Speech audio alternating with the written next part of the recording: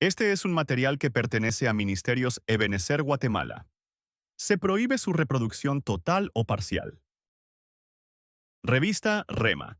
Edición 187, octubre 2025. Las fuentes de AXA. Tema número 1. Fuente de juicio. Por Abraham de la Cruz. Las fuentes de arriba y las fuentes de abajo son bendiciones que Dios quiere dar a su iglesia, con el propósito de que pueda vivir una vida abundante. Al hacerlas parte de nuestras vidas, nos podemos desarrollar en la plenitud de lo que Dios quiere para nosotros. Por eso, al estudiar las diferentes fuentes de bendición que provienen de arriba y las fuentes de abajo, obtendremos una gran bendición que hará prosperar nuestro caminar en esta tierra. Una de estas fuentes la encontramos en el libro de Génesis capítulo 14, versículo 7, llamada En Mispat, que significa fuente de juicio, según la versión América 2010. Pero si consideramos el término fuente, debemos comprender que es un lugar donde brota agua en abundancia, y en Mispat era por donde tenían que pasar los reyes, Amrafel rey de Sinar, Arioc rey de Elazar, Kedorlaomer rey de Elam, y Tidal rey de Goyim, quienes tenían el propósito de conquistar a los amalecitas y a los amorreos que habitaban en Haseson Tamar, que significa división. Esto nos muestra que con las fuentes de bendición de Dios, se puede conquistar todo tipo de división en la iglesia, en los hogares y en las familias. La palabra hebrea 5880. En Mispat está compuesta por dos palabras hebreas, la 5869, ayin, que significa ojo, pozo, fuente, manantial. Y la palabra hebrea 4941 mishpat, que significa juicio, derechos, que implica emitir un juicio justo. Con la unión de los significados de estas palabras, podemos definir en Mispat como fuente de evaluación justa, y como los 5 reyes mencionados anteriormente iban para conquistar, para batallar contra amalecitas y amorreos, pasaron por En Mispat. Esto nos indica que tuvieron que hacer una evaluación justa para entrar en batalla y alcanzar la victoria. Y esto concuerda con la palabra de Dios, que dice que para ir a la guerra hay que calcular la capacidad para batallar. Esto lo encontramos en el Evangelio de Lucas, capítulo 14, versículos del 26 al 36. Esto tiene una implicación espiritual que nos lleva a considerar lo que representa ser discípulo de Cristo, reconocer que no hay mayor amor que el de Él, que tenemos que ser gente que lo que iniciamos lo terminamos, que se tiene que ser soldado, dispuesto a sacrificarse por el reino que representamos, porque el Rey al que servimos se entregó totalmente por nosotros. No hay duda de que el Señor Jesucristo es la mejor y mayor fuente de justicia que podemos tener, y cuando Él estuvo en esta tierra, vino a rescatar, a conquistar el corazón del hombre. No vino a destruir al hombre, vino para salvarlo. Por eso a la mujer samaritana se le presentó como una fuente que le podía proveer de agua, y si ella bebía de esa agua, se le convertiría en una fuente que brotaría para vida eterna. Cristo es Dios, es Señor y Rey, y Él es la gracia del Padre que se derramó sobre el mundo para salvación. Y los que se encontraron con la fuente de juicio, en Mispat, eran reyes y eran 5. 5 significa gracia, y eso nos lleva a considerar que la gracia de Cristo nos ayudará a recibir la fuente de juicio, del hebreo 5880 en Mispat, que una de las palabras hebreas que la componen es la 4941, Mishpat, que significa emitir un juicio justo, desde el punto de vista judicial, indica cuando un juez escucha una causa y emite un veredicto justo. Cristo es nuestro juez justo, y en Él podemos esperar la verdadera justicia para cualquier causa que estemos viviendo. Como Dios es juez justo, debemos conocer su palabra para poder conocer los derechos que tenemos en el reino de Dios, y una de las causas que vemos en la Biblia es que Dios no castiga al justo, juntamente con el impío, como también en la justicia de Dios. No se castiga más allá de lo debido. Considerando, en Mispat, fuente de justicia, vemos que la palabra Mishpat la encontramos en Deuteronomio capítulo 19 versículo 6.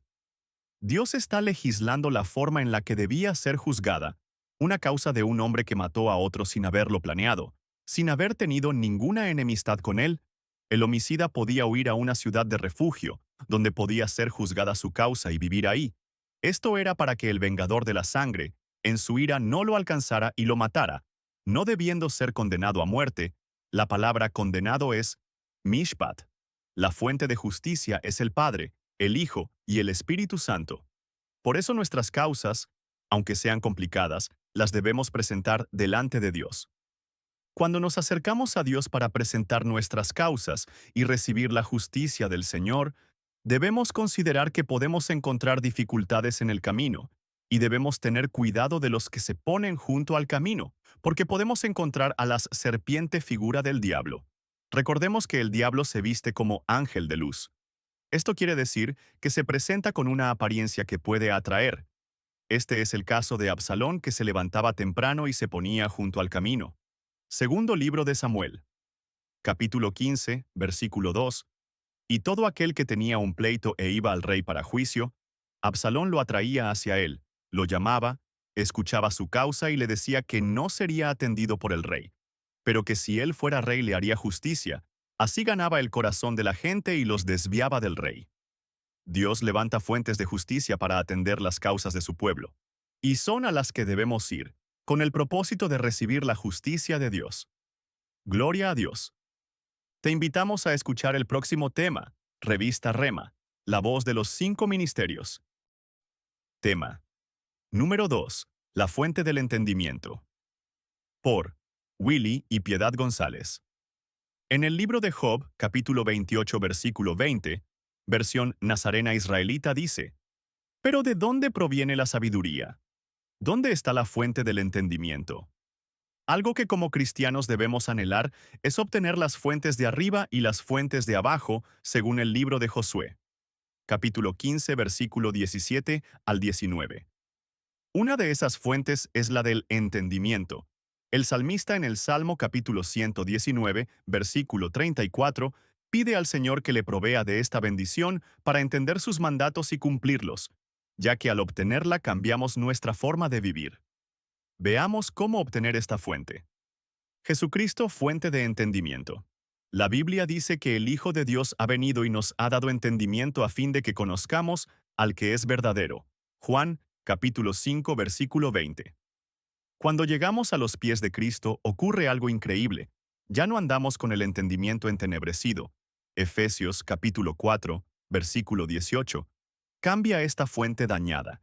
Cambia nuestra forma de pensar, de actuar, de ver la vida, y es porque llegamos a la fuente misma del entendimiento, y mientras caminamos con Él, esa fuente se va haciendo más abundante en nosotros, y cuanto más entendemos algunas cosas, más entendimiento recibimos. Congregándonos. En el Salmo capítulo 73, el salmista expresa su frustración al ver cosas que no le parecían buenas y no entendía el porqué, al punto de amargarse por ello. Pero al entrar al templo, se da cuenta que no tiene entendimiento, se arrepiente, y Dios le hace entender aquellas circunstancias que lo amargaban. Esto refleja la importancia de congregarnos, ya que al estar ante la presencia de Dios, somos conmovidos, llevados al arrepentimiento, y esto nos acerca a la fuente del entendimiento para vencer aquello que nos quiere amargar. Exponiéndonos ante la palabra de Dios. Otra de las formas en la que podemos tener acceso a que el Señor nos abra la fuente del entendimiento es a través de la exposición continua de su palabra, según el Salmo capítulo 119, versículo 130. Estar ante la palabra imparte luz y entendimiento.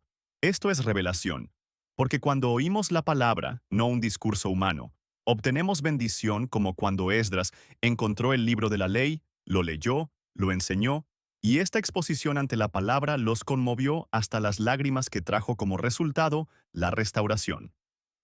Reconociendo paternidad. La Biblia nos enseña que al escuchar la doctrina o enseñanza de alguien que es considerado como un padre espiritual, adquirimos entendimiento. Proverbios capítulo 4, versículo 1. Reina Valera Antigua, esto nos lleva a pensar en la importancia de la paternidad espiritual, de llegar al nivel de hijo y no solamente de un oyente. Esto es saber que la iglesia es una casa, un lugar que nos da permanencia y pertenencia. Y al recibir la doctrina de un ministro que ejerce una paternidad, nos lleva a comprender cada vez más la vida espiritual.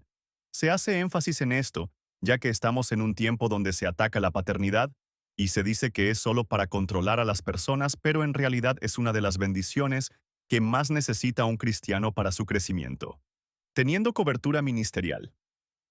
Al estar bajo la mano de Dios, es decir, de los 5 ministerios, según Efesios capítulo 1, versículo 18, una oración apostólica trae como respuesta que sean abiertos los ojos del entendimiento para comprender el llamado y las riquezas espirituales de los santos. También vemos la oración del profeta Elías pidiendo que se abrieran los ojos de su siervo y viera el mundo espiritual, que eran más los que estaban con ellos que sus enemigos, aceptando disciplina. Actualmente se menosprecia el concepto de sujeción, de paternidad. Se ve como algo inútil el reconocimiento de autoridad sin saber que al hacerlo también se menosprecia la disciplina. Y según Proverbios, capítulo 15, versículo 32, esta nos hace adquirir entendimiento. Saber que hemos cometido un error, que somos corregidos por una autoridad espiritual, y aprender de dicha reprensión nos abre la fuente del entendimiento. Siendo humildes. Un hombre llamado Salomón llega a ser rey y entiende que es una de las tareas más difíciles que puede haber y que necesita algo muy importante para hacerlo. No era fuerza, no era poder, sino un corazón con entendimiento. Primer libro de Reyes, capítulo 3, versículo 9 al 13. La Biblia de las Américas. Esa muestra de humildad hizo que agradara a Dios y le concediera, además del entendimiento, riquezas y gloria que no había pedido. Debemos ser humildes, reconocer nuestras limitaciones y no confiar en nuestro propio entendimiento para alcanzar esta fuente. Sirviendo y pidiendo. Cuando servimos al Señor por amor y con todas nuestras fuerzas, alcanzamos muchas bendiciones. Una de ellas está en el Salmo capítulo 119, versículo 125, donde el salmista se identifica como siervo de Dios y por ende pide entendimiento. Como que el servicio nos da la posibilidad de pedir que se nos abra la fuente del entendimiento para conocer más y más al Dios al cual entregamos nuestra vida a su servicio. Al tener la fuente del entendimiento, podemos obtener muchos beneficios que nos preparan para entender que el Señor viene pronto. Te invitamos a escuchar el próximo tema, Revista Rema, la voz de los 5 ministerios. Tema número 3. Fuente de gozo. Por Gilmar Ochoa. Dice en Salmos capítulo 43, versículo 4 al 5, en la versión Nueva Biblia Viva. Allí acudiré al altar de Dios, del Dios que es la fuente de mi gozo, y lo alabaré con mi arpa. Oh Dios, mi Dios, ¿por qué voy a desanimarme y a estar triste? En todo el contexto bíblico podemos ver que nuestro Dios es la fuente de toda bendición, de tal manera que toda buena dádiva y todo don perfecto descienden de Él. En nuestro texto base podemos leer que Dios es la fuente del gozo. Permítanme añadir, del verdadero gozo, y como traduce la Biblia Nueva Traducción Viviente, es la fuente de toda mi alegría. Es muy importante diferenciar entre el gozo permanente que proviene de Dios y el gozo pasajero o temporal que depende de las circunstancias. Recordemos que el apóstol Pablo dijo que había encontrado el secreto de estar contento siempre, sin importar su situación.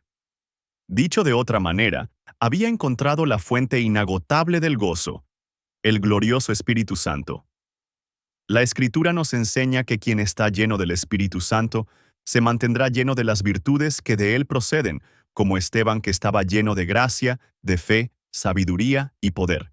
También dice en Hechos capítulo 13, versículo 52, que los discípulos estaban continuamente llenos de gozo y del Espíritu Santo.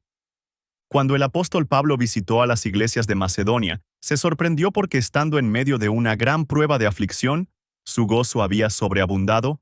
Parte de su aflicción era una profunda pobreza económica que estaban atravesando, pero estaban gozosos. No hay duda de que su fuente de gozo era el Señor, ya que las circunstancias eran para que estuvieran tristes, deprimidos y desconsolados. Dice también la Biblia que el reino de los cielos consiste en justicia, paz y gozo en el Espíritu Santo, es decir, que el gozo es parte de la herencia del reino de Dios. Con tanta razón el salmista cuando dijo que Dios era la fuente de su gozo, hizo la pregunta, ¿por qué voy a desanimarme y a estar triste? Según Isaías capítulo 61, versículo 3, El Señor ha ordenado que a los que lloran en Sión se les dé óleo de alegría en lugar de tristeza. Esta es la unción del gozo que proviene de la fuente de aguas vivas. Dice en Salmos capítulo 4, versículo 7, en la Biblia de las Américas: Alegría pusiste en mi corazón, mayor que la de ellos cuando abundan su grano y su mosto. Así como el río que salía del Edén, para regar el huerto, que se dividía para convertirse en 4 ríos, la fuente del gozo está dividida en varias fuentes de gozo, ya que en nuestro texto base aparece Dios como fuente de gozo de manera individual. Sin embargo, leeremos un versículo que habla de las fuentes del gozo en plural, dejando ver que son varias. Es como Jesús que dijo: Yo soy el camino. Sin embargo, sabemos que ese único camino que nos lleva al Padre se divide en varios caminos que la Biblia registra como los caminos del Señor, por ejemplo, camino de salvación, de verdad, de paz, de santidad, sabiduría, etc. Entonces tanto los cantores como los flautistas dirán: En ti están todas mis fuentes de gozo, como dice el Salmo capítulo 87, versículo 7, la Biblia de las Américas. Podríamos decir que, en Dios, que es la fuente de gozo, están todas nuestras fuentes de gozo. Es decir, que el Señor utiliza diferentes canales para llenarnos de gozo. Y esto nos lleva al pensamiento que el gozo del Señor se manifiesta de diferentes formas. Por consiguiente, el gozo tiene varias facetas. Por eso Romanos capítulo 15, versículo 13, habla de llenarnos con toda clase de gozo. Veamos algunas clases de gozo que se mencionan en la Escritura. Gozo abundante. Segunda carta de Corintios capítulo 8, versículo 2. La palabra griega 4050. Periseía significa superabundancia, provisión excesiva. Este es el gozo que experimentaron los macedonios. La fuente de este gozo es el derramamiento de gracia. Gran gozo, Evangelio de Lucas capítulo 24, versículo 52. Se deriva del término griego megas, que se traduce enorme, intenso, inmenso y notable. Este gozo lo experimentaron los discípulos del Señor después de la ascensión de Cristo, luego de adorarle. La fuente de este gozo es la adoración. Gozo perfecto, Evangelio de Juan capítulo 15, versículo 11. Viene de la palabra griega 4137, pleroo, cuya traducción es lleno, completo, repleto. Este gozo se derramó sobre los apóstoles cuando participaron de la mesa del Señor por primera vez, luego que el Señor les impartiera de su propio gozo, ya que les dijo: Que mi gozo esté en vosotros, para que vuestro gozo sea perfecto. La fuente de este gozo es la palabra del Señor. Pleno gozo. Salmos capítulo 16, versículo 11. Se deriva del término hebreo 7648 soba, y se refiere a la satisfacción hasta saciarnos, se traduce plenitud. En este pasaje el salmista dice: En tu presencia hay plenitud de gozo. La fuente de este gozo es la manifestación de la presencia del Señor. Gozo perpetuo, Isaías capítulo 51, versículo 11. Su origen es la palabra hebrea 5769. Olam, que se traduce eterno, perdurable, continuo. Este gozo hace huir la tristeza y el gemir. Lo experimentan los que están regresando del cautiverio. La fuente de este gozo es la liberación. Así como estos hay otras manifestaciones del gozo, por lo tanto, otras fuentes del mismo. Pero no olvidemos que la fuente primigenia es nuestro Dios, el supremo gozo. Que el gozo del Señor sea tu fuerza. Te invitamos a escuchar el próximo tema. Revista Rema, la voz de los 5 ministerios. Tema número 4. La fuente de la sabiduría. Por Raimundo y Sofía de Rodríguez. Proverbios capítulo 18, versículo 4. La Biblia de las Américas dice: Aguas profundas son las palabras de la boca del hombre. Arroyo que fluye, la fuente de sabiduría. Este versículo en varias versiones de la Biblia dice: Las palabras del hombre, pero en la versión textual cita: Las palabras del sabio, el numeral H376. Yesh, de la concordancia Strong, se refiere a hombre, no al hombre en su estado natural, sino el espiritual, el que ha recibido la sabiduría de Dios.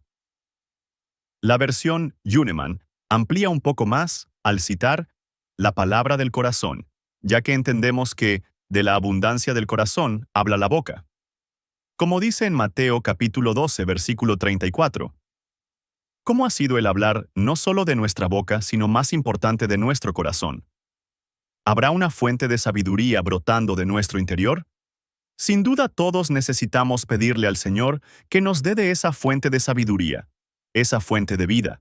Pero, ¿se ha preguntado, ¿de dónde proviene la sabiduría? ¿Ha tomado decisiones sin sabiduría? ¿Cuál ha sido el resultado? La Biblia dice que el principio de la sabiduría es el temor a Jehová. Este nos hace apartarnos del mal y quita la insensatez, relacionándolo con un tesoro mayor al valor de piedras preciosas, que nos hace vivir y caminar en rectitud, practicar sus mandamientos, tener entendimiento y exaltar su nombre.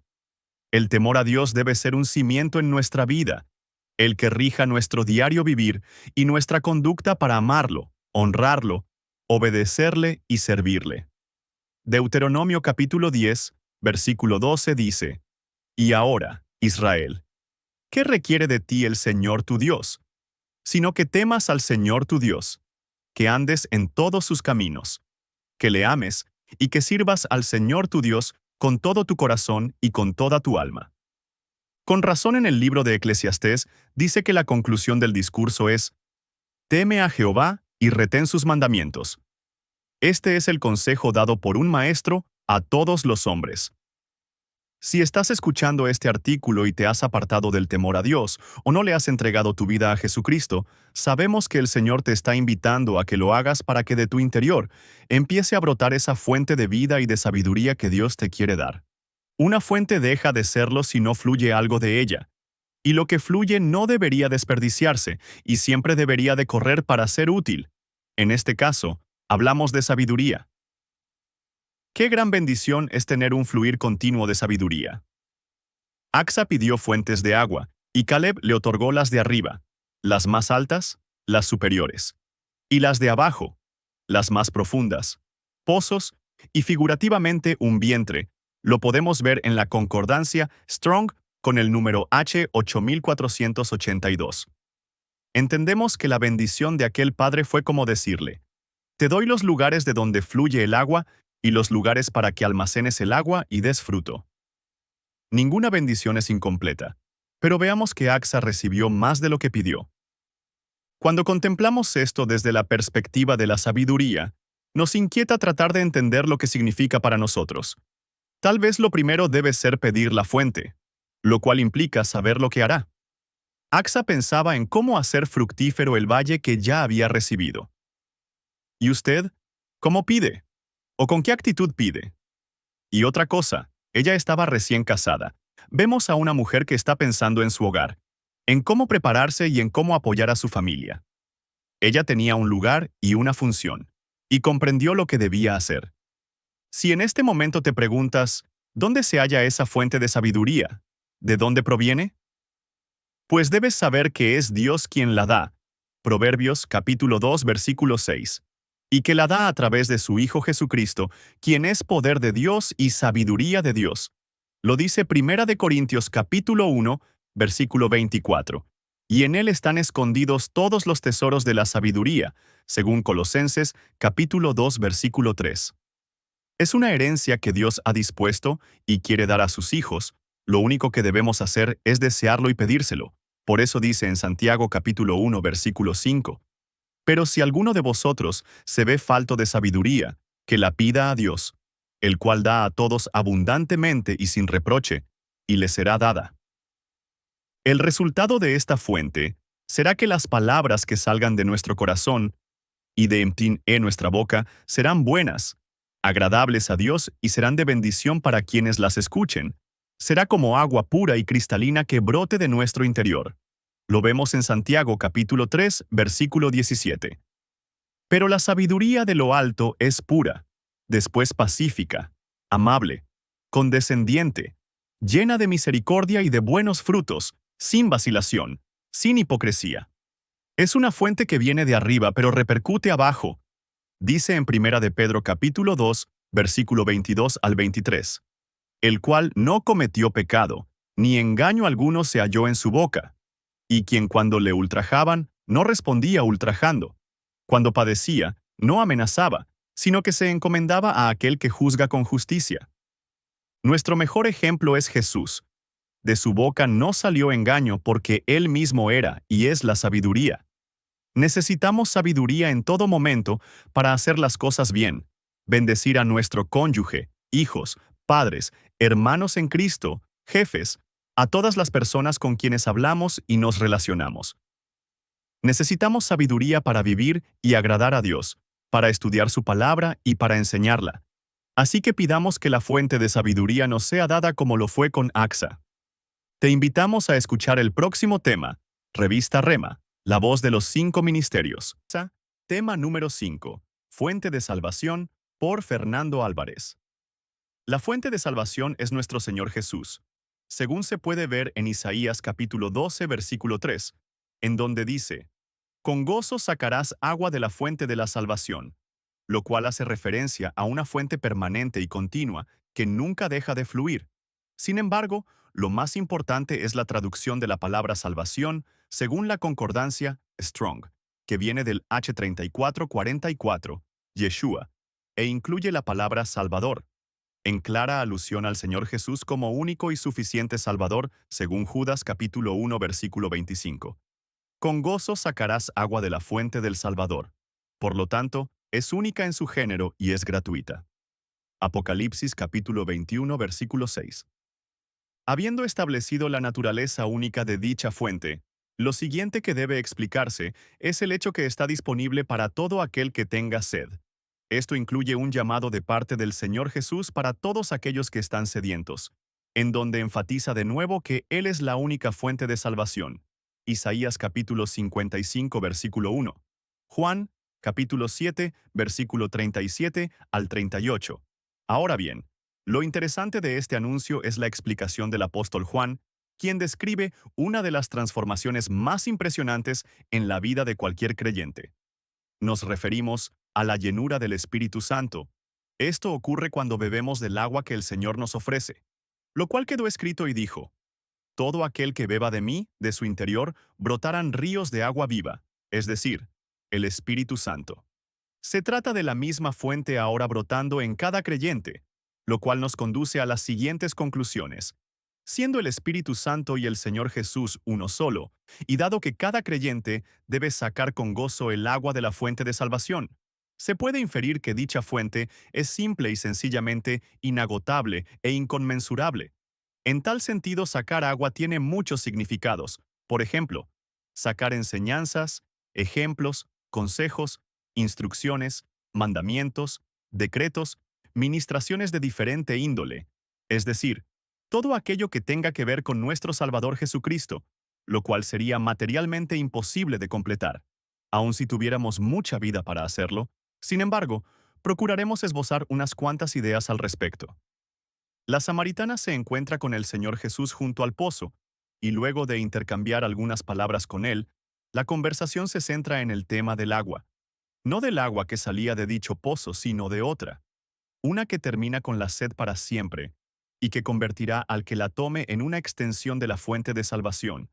Esto es lo que sucede cuando alguien como la samaritana saca agua de dicha fuente. Termina convirtiéndose en alguien capaz, no solamente de saber y entender acerca de nuestro Salvador, sino también resulta beneficiado por su revelación.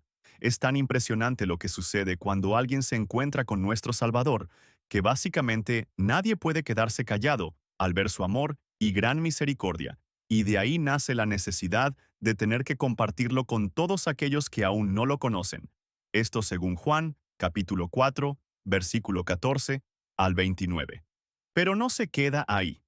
Dicho pasaje sigue proveyendo agua para todos aquellos que buscan en medio de las Escrituras. Es el caso que, siendo Jesús, Dios mismo, explica que su prioridad es hacer la voluntad de su Padre que lo envió, dejándonos una de las más hermosas enseñanzas acerca de la obediencia y autoridad. Las bodas de Caná encierran una hermosa enseñanza relacionada con la fuente de salvación. Y dado que Jesús es verdadera comida y verdadera bebida, según Juan capítulo 6 versículo 55, se puede entender que haber transformado el agua en vino tiene muchas representaciones. Por ejemplo, el hecho que el Señor es capaz de transformar la palabra en gozo y alegría, Juan capítulo 2, versículo 9 al 10, lo hace cuando libra al pecador de sus delitos haciéndolo cantar de gozo. Salmo capítulo 51. Versículo 14 y capítulo 95. Versículo 1. Lo mismo que con sus almas. Salmo capítulo 35, versículo 1. 9. En cualquiera de los casos, todos son llamados a compartir las buenas nuevas con gozo. Isaías capítulo 52, versículo 7. De esto habla el profeta Isaías cuando dice que se debe sacar el agua con gozo. Este es el poder que se encuentra en la salvación, el haber sido perdonado, rescatado y redimido por el Señor. Es por ello que la Biblia se refiere a ella como una salvación muy grande. Hebreos, capítulo 2, versículo 3. Para cualquiera que ha disfrutado del gozo de la salvación, es imposible seguir viviendo sin ella. Siempre querrá más. Siempre buscará sacar más agua de dicha fuente. A tal grado que, si por alguna causa comenzara a faltarle, sin dudarlo, buscaría la forma de encontrarlo de nuevo, tal como lo hizo el rey David, quien al verse falto de tan grande bendición, suplicó delante del Señor por la restitución del gozo de su salvación, no sin antes arrepentirse de sus pecados y malas decisiones. Salmo capítulo 51, versículo 1 al 19.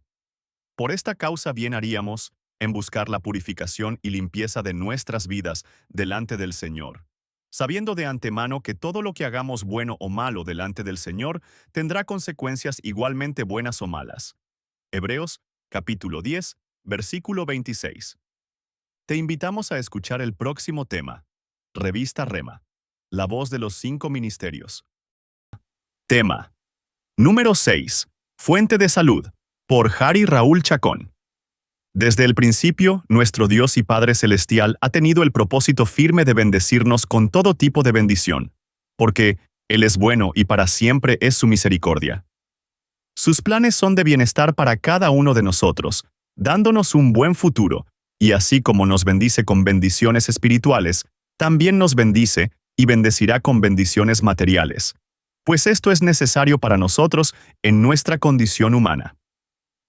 Al hablar de bendiciones materiales, regularmente nos limitamos a pensar en dinero y bienes, pero realmente el Señor nos da mucho más allá de lo que siquiera pudiéramos pensar en pedir.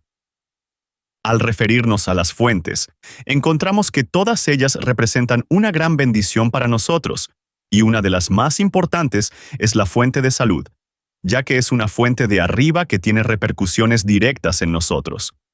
Fuente de salud. Sacaréis aguas con gozo de las fuentes de la salud. Dice Isaías capítulo 12 versículo 3. Reina Valera 1909. En una gran cantidad de versiones, la palabra H34, 44, Yeshua, se traduce y usa para decir salvación, otra traducción es salud.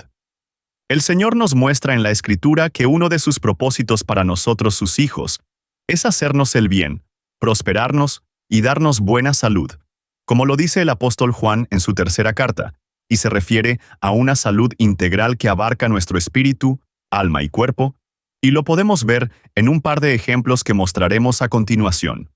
Esterilidad. Recordemos la historia de Ana, narrada en el primer libro de Samuel.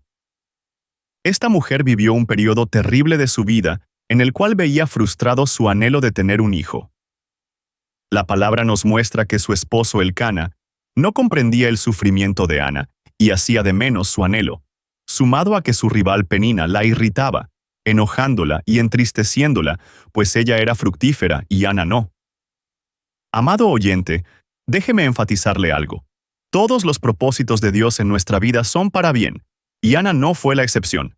En el alma de esta mujer había amargura que provocaba su esterilidad, y la solución total no era darle un hijo, sino que era liberarla de la amargura para que fuera fructífera, en todo.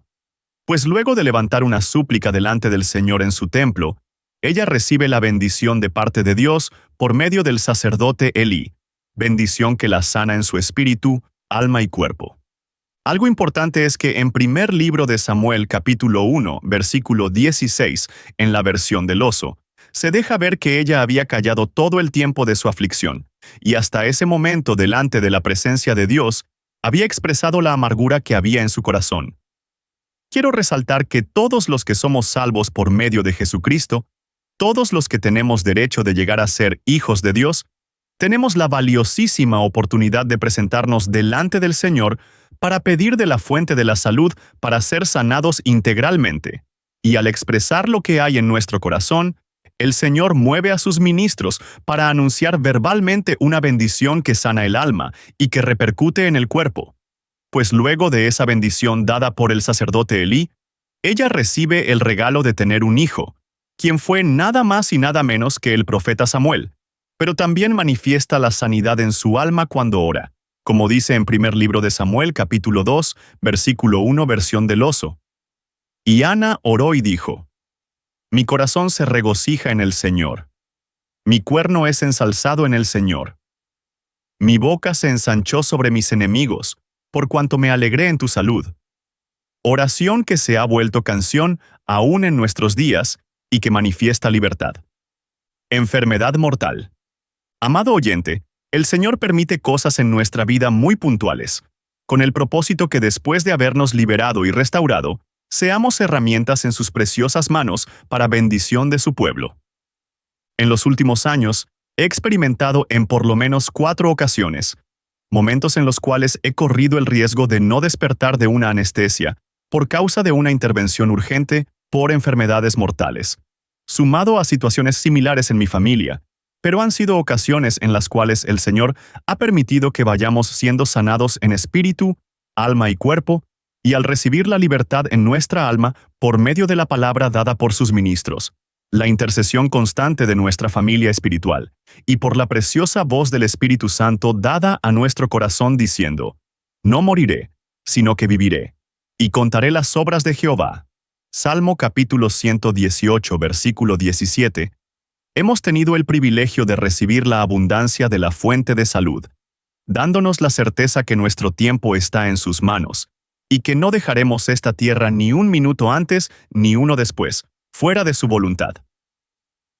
El Señor ha obrado maravillas en nosotros, y esta es una palabra de esperanza para nosotros, que quizá estamos pasando por situaciones similares, diciendo: Del Señor es la salud. Sobre tu pueblo será tu bendición. Salmo capítulo 3, versículo 8. Versión del oso. Yo me acosté, y dormí, y desperté, porque el Señor me sustentaba. Salmo capítulo 3, versículo 5. Versión del oso. Que la fuente de salud caiga sobreabundantemente en su vida y su familia. Maranata. Te invitamos a escuchar el próximo tema, Revista Rema, la voz de los 5 ministerios. Tema. Número 7. Fuente de mi justicia. Por Julio Lacán y Vivian de Lacán. Josué capítulo 15 versículo 19 dice: Y ella respondió: Concédeme un don, puesto que me has dado tierra del Negev, dame también fuentes de aguas. Él entonces le dio las fuentes de arriba y las de abajo. En este versículo leemos que fue Axa quien arrebató bendiciones de su padre al pedir las fuentes con el objetivo de prosperar y fructificar, ya que vivía en medio de un desierto. Hay que interceder al Padre por esas fuentes, ya que Él desea prosperarnos. Dentro de esas fuentes de agua se encuentra la fuente de mi justicia, la cual describe el profeta Isaías en el capítulo 45, versículo 24. Nueva traducción viviente. La gente declarará: El Señor es la fuente de mi justicia y de mi fortaleza. Y todos los que estaban enojados con él se le acercarán y quedarán avergonzados. Dios es justo por su misma naturaleza, y según Deuteronomio capítulo 32, versículo 4, versión. Dios habla hoy. Él es nuestro protector. Sus obras son perfectas, sus acciones son justas. Es el Dios de la verdad. En Él no hay injusticia. Él es justo y verdadero. Podemos ver también que ejerce una función de juez. Salmos capítulo 7 versículo 11 dice: Dios es juez justo, y un Dios que se indigna cada día contra el impío. Dios quiere manifestar esa fuente de justicia a nuestra vida. Para ello ha dejado como medio para acceder a la misma al Señor Jesucristo, como dice en Romanos capítulo 5 versículo 1. Por tanto, habiendo sido justificados por la fe, tenemos paz para con Dios por medio de nuestro Señor Jesucristo. Para alcanzar la justicia de Dios, necesitamos dejarnos llenar de su amor, ser redimidos y justificados en Cristo Jesús. Cuando esto sucede tenemos el acceso a la fuente de agua, y podemos decir al igual que el salmista: Cuando clamo, respóndeme, oh Dios de mi justicia. En la angustia me has aliviado. Ten piedad de mí, escucha mi oración. Salmos, capítulo 4, versículo 1. En la Biblia podemos encontrar a siervos de Dios que actuaron para que la justicia de Dios se manifestara en medio de las situaciones en las que estaban viviendo. Abraham fue un ejemplo, ya que en la Escritura se declara que su fe en Dios le fue contada por justicia. Romanos capítulo 4, versículo 2. Es necesario creer en las promesas de Dios para que éstas nos alcancen. Abraham fue un hombre de fe que confiaba en la palabra de Dios y no en las circunstancias, aunque éstas fueran negativas. Cuando parecía que era imposible tener descendencia, Dios le concedió un hijo. Así es la justicia de Dios. Obra en medio de las situaciones imposibles si tenemos fe y creemos. También podemos ver en Hebreos capítulo 7 versículo 1 al 3 cómo Abraham se encontró con Melquisedec, sacerdote del Dios Altísimo y rey de Salem, cuyo nombre significa Rey de Justicia y Rey de Paz. A él entregó el diezmo de todo lo que había ganado en la batalla. Dios no es injusto cuando damos lo que le corresponde, y como resultado traerá justicia y paz para nuestra vida. Dios se ocupará de tus necesidades, tanto espirituales como materiales. Otro hombre que se aferró a la justicia de Dios fue Daniel, cuyo nombre significa Dios es mi juez. La Escritura narra cómo se levantó un grupo de hombres en contra de él por estar haciendo las cosas bien. Esto significa que cuando tus obras son conforme a lo que Dios quiere de ti, no todos estarán contentos contigo. Ese fue el caso de Daniel, ya que buscaron cómo acusarlo. Entonces los gobernadores y sátrapas buscaban ocasión para acusar a Daniel en lo relacionado al reino. Mas no podían hallar ocasión alguna o falta, porque él era fiel, y ningún vicio ni falta fue hallado en él. Entonces dijeron aquellos hombres: No hallaremos contra este Daniel ocasión alguna para acusarle, si no la hallamos contra él en relación con la ley de su Dios. Esto lo encontramos en el libro de Daniel, capítulo 6, versículo 4 al 5.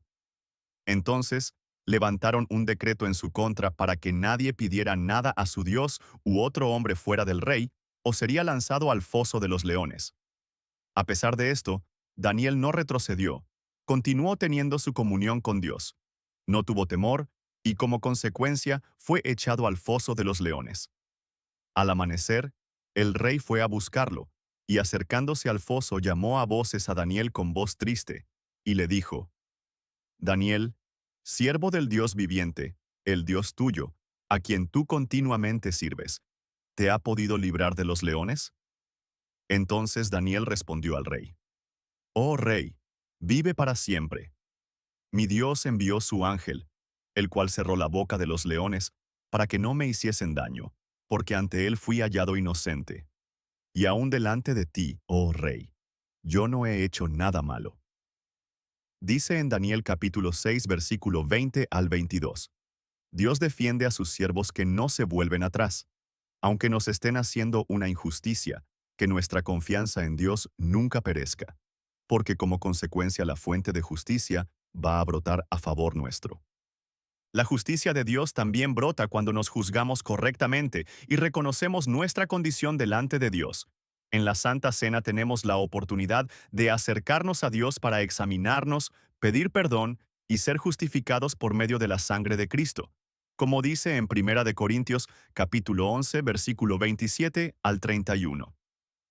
Te invitamos a escuchar el próximo tema. Revista Rema, La voz de los 5 ministerios. Tema número 8. Fuente de mi fortaleza. Por Luisette Moscoso y Giovanni Sandoval.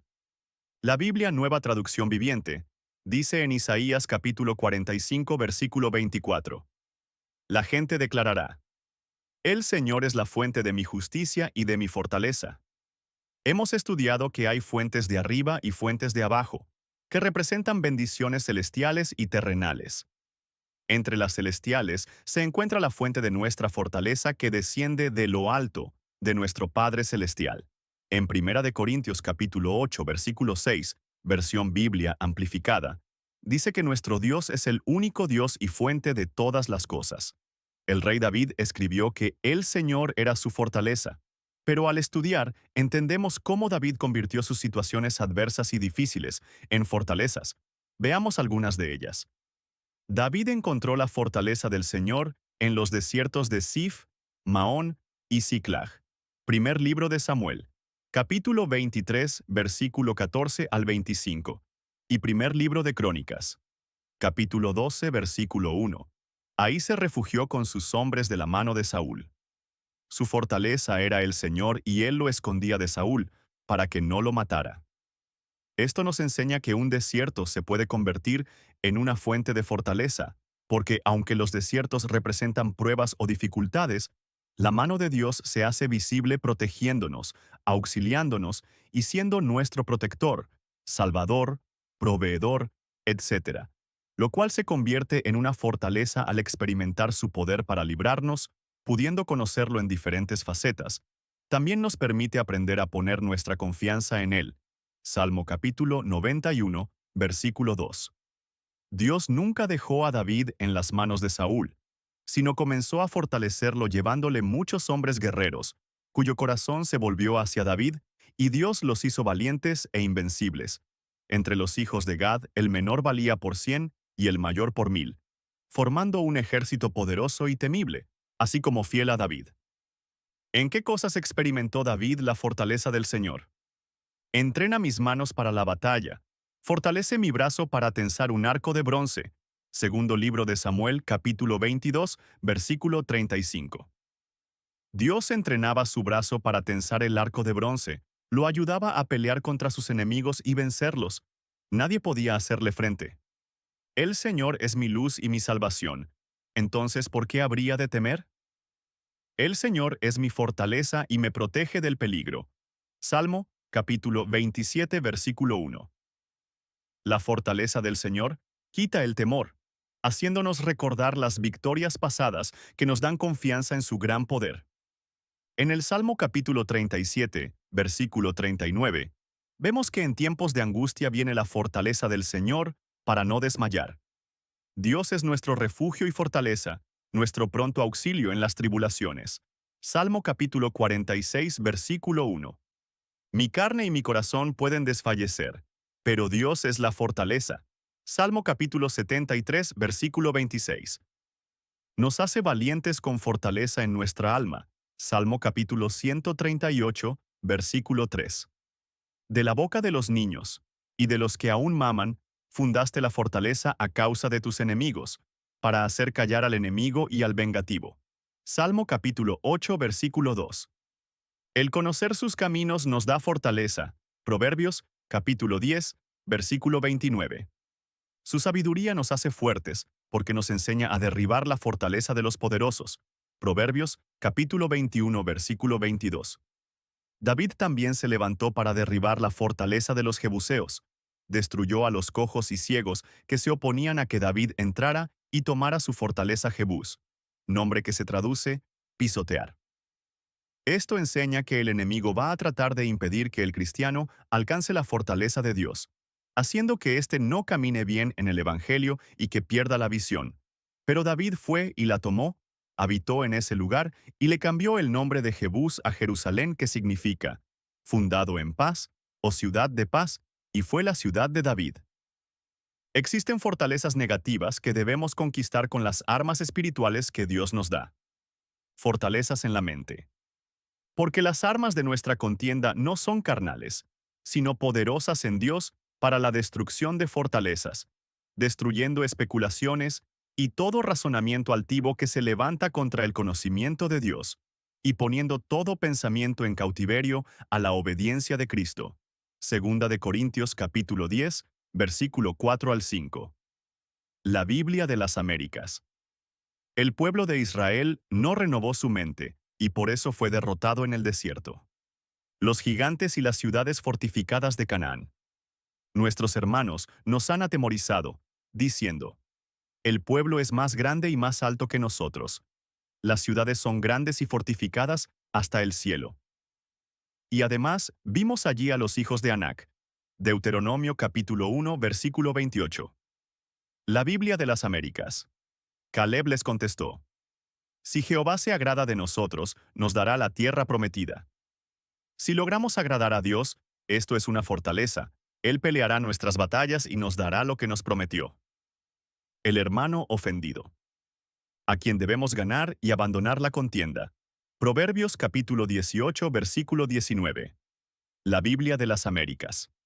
Fortalezas de Dios. El gozo del Señor. No os entristezcáis, porque la alegría del Señor es vuestra fortaleza. Nehemías capítulo 8, versículo 10. Su gozo nos da la fuerza para vencer y nos ha dado el gozo de su salvación. La llenura del Espíritu Santo. Entretanto, la iglesia gozaba de paz por toda Judea, Galilea y Samaria, y era edificada, y andando en el temor del Señor y en la fortaleza del Espíritu Santo, seguía creciendo.